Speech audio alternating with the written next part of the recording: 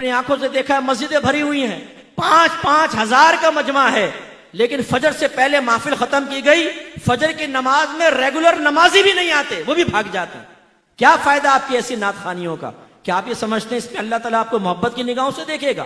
سرکار آپ سے راضی ہوں گے؟ نہیں، ہم قابل گرفت ہوں گے۔ یہ زیادہ سے زیادہ مستحب ہے، بیٹھے بیٹھے نہ بیٹھے نعت خوانی میں، کوئی فرض یا واجب نہیں ہے، لیکن نماز پڑھنا فرض، جماعت اختیار کرنا واجب۔ حضرت عمر فاروق ہر فجر کی نماز کے بعد مقتدیوں کے بارے میں دیکھتے تھے، کون آیا کون نہیں، پوچھتے تھے۔ دیکھا تو ایک نوجوان نہیں تھا، امیر المومنین ہے لیکن گھر پہنچ گئے، دروازہ بجایا، ماں باہر آئی، فرمایا آج آپ کا بیٹا مسجد میں نہیں آیا، خیریت تو ہے؟ انہوں نے کہا کہ حضور وہ ساری رات نوافل پڑھتا رہا ہے۔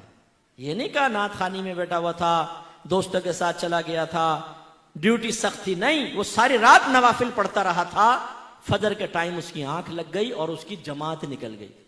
نماز قضا ہوئی یہ نہیں کہا ماں نے، جماعت نکل گئی۔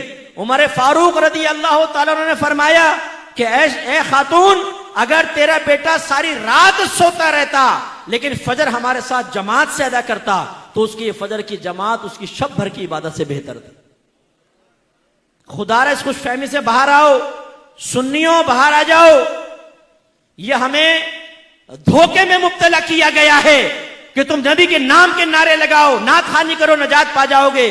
کوئی ایسے سٹینڈرڈ شریعت نے نہیں دیا، اطاعت رسول ہے۔ میں یہ نہیں کہہ رہا ہوں نعت خوانی غلط ہے، میں یہ نہیں کہہ رہا ہوں اس پہ ثواب ملے گا، یہ ثواب نہیں ملے، نو، ثواب حاصل ہوگا، ثواب نہیں ملے گا یہ میں نہیں کہہ رہا ہوں، لیکن ان سے مطمئن ہو کے سوچنا نبی کی مانو نہ مانو ہمیں جنت مل جائے گی۔ میدان معاشر میں پہنچیں گے تو فرشتے آئیں گے، حضور ٹنڈن سنی صاحب آپ یہاں کھڑے، جنت تو آپ کا انتظار کر رہی ہے، اور یہ مٹکتا ہوا جھومتا ہوا سیدھا جنت میں چلے جائے گا۔ مفتی صاحب لائن میں لگے ہوئے ہیں، یہ پپو نکل جائے گا وہاں پہ، کیونکہ ہر رات یہ نعت خوانیوں میں بیٹھا کرتا تھا۔ بھائی کل ہاتھو برہانکم ان کنتم صادقین، لائیے، اگر آپ کے پاس دلیل ہے تو پیش کر دینا، سوائے آپ کے حسن زن کے کیا ہے؟ آپ کہیں گے جی ہمارا حسن زن ہے، اللہ کرم فرمائے گا۔ آپ کے حسن زن کی طرح تو کافر بھی حسن زن رکھتا ہے، ہندو بھی کہتا ہے بھی میرا حسن زن ہے، میری بتوں کی عبادت سے اللہ تعالیٰ میرے نجات دے گا، کرسچن بھی یہ کہتا ہے عیسیٰ علیہ السلام کو میں اللہ کا بیٹا مانتا ہوں، اللہ مجھے نجات دے گا۔ حسن زن پر فیصلہ نہیں ہوتا، ورنہ تو ہر ایک حق کہلائے، دلیل پر فیصلہ ہوتا ہے۔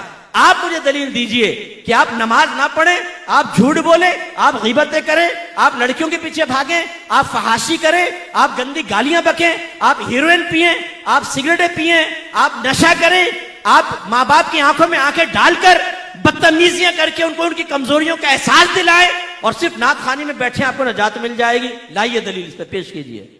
میں یہی بیٹھا ہوں، لاؤ دلیل لے کر آؤ یہاں پر کہ آپ کا جلوس نکالنا آپ کو نجات دے دے گا، لائٹنگ کرنا آپ کو نجات دے دے گا۔ غلط! اگر کسی نے آپ کو ذہن بنایا ہے، کسی نعت خوان نے ذہن بنایا ہے کہ آپ سرکار کی محفل میں بیٹھے ہیں، اور جو سرکار کی محفل میں آتا ہے سرکار بروز قیامت اس کو سینے سے لگا کر جنت میں لے جائیں گے، آپ کے اوپر واجب ہے آپ اس نعت خوان کو بعد میں روکیں اور کہیں اس پہ دلیل پیش کرو۔